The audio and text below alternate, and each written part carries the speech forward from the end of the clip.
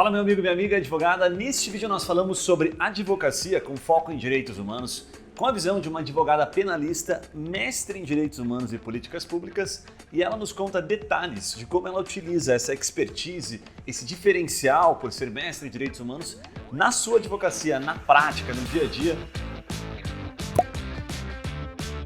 Direto no que interessa, a gente gosta de falar aqui um pouco sobre o nosso ouvinte, ele está acostumado a gente falar sobre oportunidades de negócio, mercado e tal, mas não tem como falar, né, da advocacia voltada a direitos humanos, enfim, sem falar especificamente sobre do negócio, do mercado em si, né? Então eu vou pedir para você começar contando para a gente um pouquinho do ponto de vista mercadológico, como é que é essa combinação quando você, enfim, se formou, puta, agora eu vou advogar, né, em favor dos direitos humanos. E aí entrou no mercado. Como é que o mercado se divide hoje, que você já está há mais de 4 anos advogando? Conta um pouquinho pra gente. Então, na minha carreira jurídica, eu acho que ela se divide em 2 momentos, né? A carreira acadêmica e a carreira da advocacia, especialmente.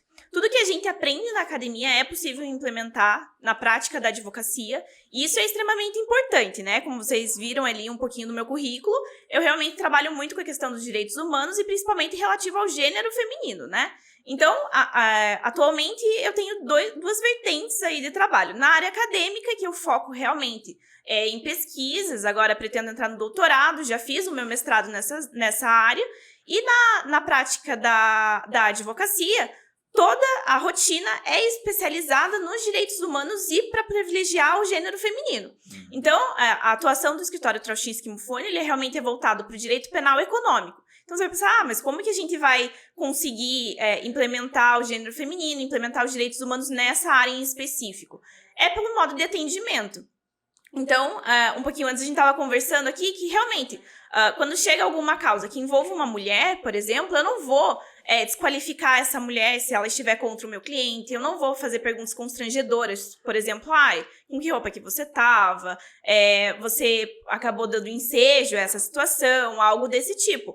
Toda a atuação ela é voltada justamente ao respeito de todos os direitos que a gente possui, né? E com isso também entra os direitos humanos. Então, nós pleiteamos por uma melhora no sistema prisional para os nossos clientes que encontram-se privados de sua liberdade. A gente procura fazer o processo inteiro de uma forma menos prejudicial e menos dolorosa para quem responde esse processo penal, que já é uma característica bastante perturbadora, tem um estigma social, tem um preconceito que se prolonga por anos, às vezes a pessoa vai continuar a vida inteira com esse preconceito, então nós tentamos fazer com que isso seja menos doloroso. Então, o cliente está preso, a gente vai providenciar tudo que é possível, vamos tentar que ele receba as visitas que são permitidas, Vamos entrar em contato ali com o diretor da penitenciária. Durante o processo penal, todos os direitos vão ser garantidos. A gente vai conversar o tempo todo com o cliente. A comunicação com o cliente é essencial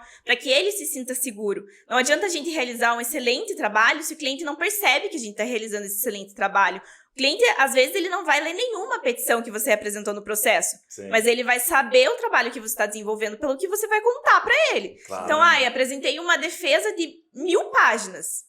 Para ele não interessa o que está escrito, interessa o resultado que ele vai ter, tá? Sim. Com essa defesa de 1000 páginas, o que eu vou obter, né? Sim. Então é justamente nesse sentido que a gente faz com que os direitos humanos e principalmente os direitos das mulheres acabe vigorando, né? Pelo que você fala, parece que o trabalho que concerne direitos humanos, né, é muito extra altos, assim, né? Tipo, o direito penal econômico é ali, a questão mais processual, né, e defender os direitos ou amenizar as situações, né? Mas você tem que arrumar todo o contexto em volta, né? Desde a vida pessoal da pessoa também. Exatamente. Como reinserir ela de uma forma, né, eficaz também, como ela ter uma dignidade dentro da prisão, né? Isso. Muito interessante isso, né? É um trabalho um pouquinho mais holístico do que só autos ali, né? Isso, exatamente. E veja que o processo penal como um todo, né? Todos os advogados, acredito criminalistas, eles acabam trabalhando não só com o cliente.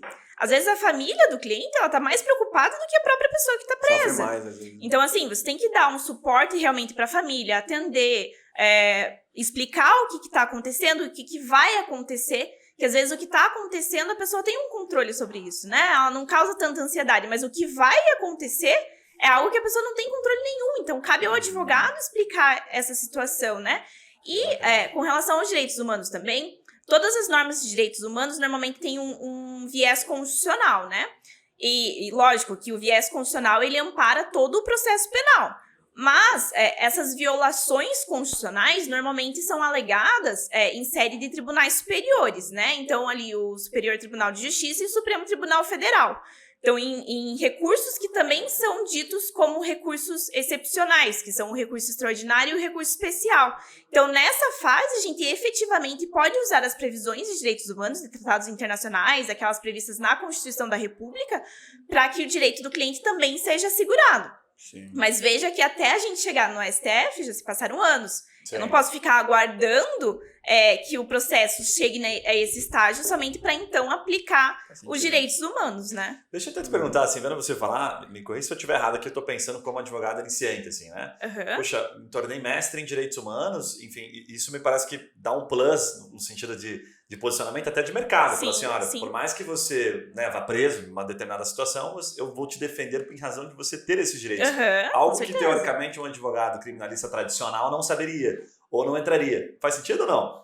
Tipo, você dá um conforto a mais, que você fala da família, é super legal. Você fala assim, olha, além da advocacia, né, de eu defendê-lo, eu vou olhar pelos direitos que ele tem. Então, Sim, isso, sim, sim. pode você ser mestre nisso, te dar essa Com autoridade, certeza. né? Super Veja, legal. as pessoas elas se graduam em direito e elas têm uma percepção geral daquilo, né? Certo. São várias áreas de atuação. Você pode atuar onde você quiser, com a matéria que você quiser. Mas quando você acaba se especializando, seja através de uma pós-graduação, mestrado, doutorado, MBAs e outros cursos que podem ser feitos, você acaba se especializando mais em alguns temas. Então, lógico, uma pessoa que fez uma pós, por exemplo, em processo penal, que é bem geral, ela vai ter maior conhecimento em tese do que eu em processo penal.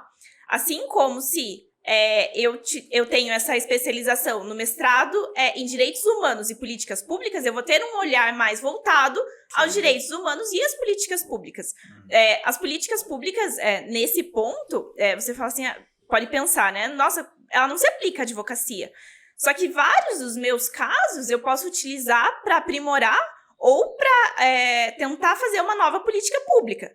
Por exemplo, não existia visitação íntima para as mulheres, só para os homens. Então, os homens podiam receber namoradas, esposas nos presídios e as mulheres não.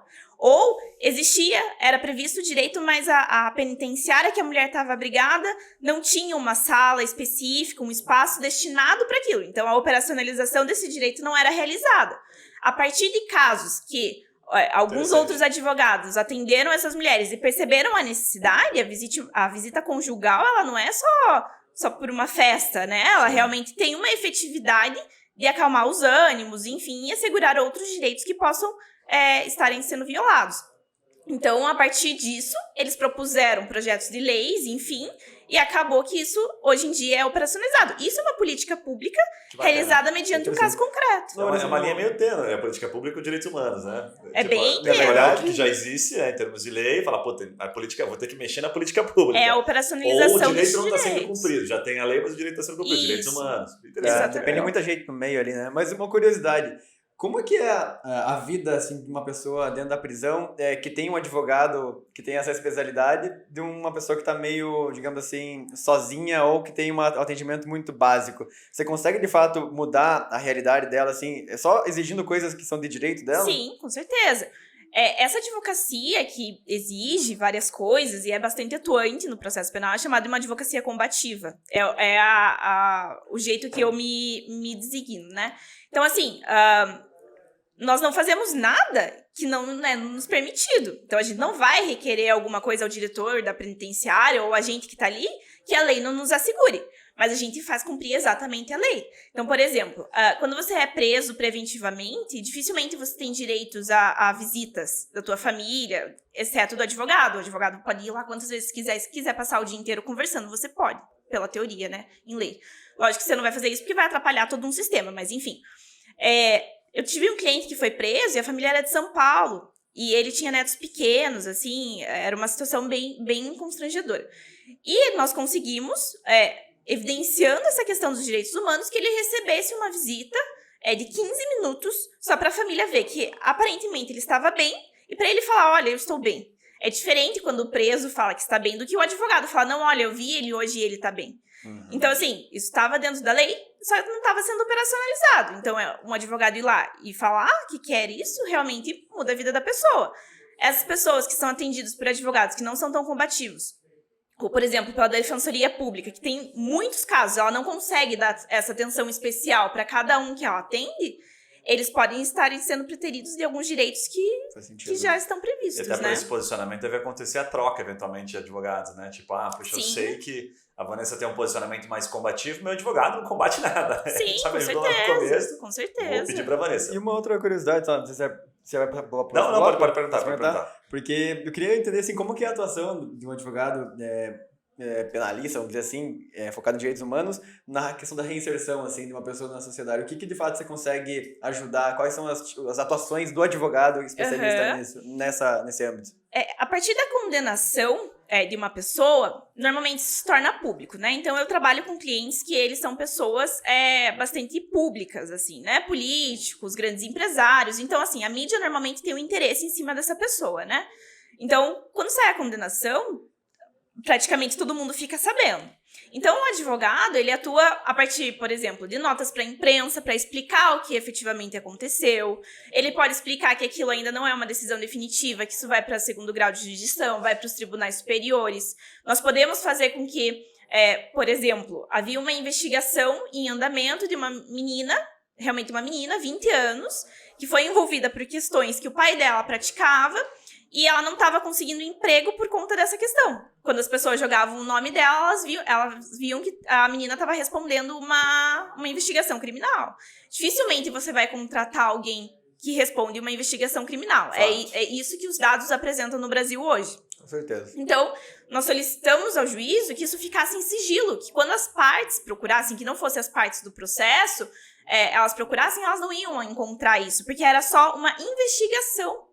Ela não estava respondendo uma ação penal, não tinha nenhum fato contra ela naquele momento. Era a polícia investigando. E por que isso estava público? Entendeu? Então, o advogado ele vai trabalhando em diversas frentes. Isso depende muito da necessidade do teu cliente. Às vezes o cliente fala, olha, eu realmente não posso sair na mídia. Você faz de tudo para que aquilo não saia na mídia. Eu realmente não posso que isso venha a ser divulgado num jornal específico, porque é aquilo que o cliente do meu cliente lê. A gente vai atrás para tentar não fazer. Mas tudo depende muito da necessidade do cliente. É uma atuação realmente voltada ao cliente, né? Bem legal, bem legal. Agora, se você gostou desse conteúdo, tenho certeza que você vai gostar do conteúdo completo do podcast, que a gente fala mais de 1 hora sobre esse assunto. Então, vou deixar o link aqui para você visualizar na íntegra. E também te recomendar 2 vídeos que estão bombando aqui no canal. Mas antes disso, já te peço para você se inscrever, deixar o seu comentário, a sua pergunta, a sua crítica, a sua dúvida, enfim, o que você quiser deixar aqui nos comentários, que a gente vai ter o maior prazer em respondê-lo. 2 vídeos que estão fazendo bastante sucesso. O primeiro deles é sobre Instagram, afinal, como bombar no Instagram de advogado.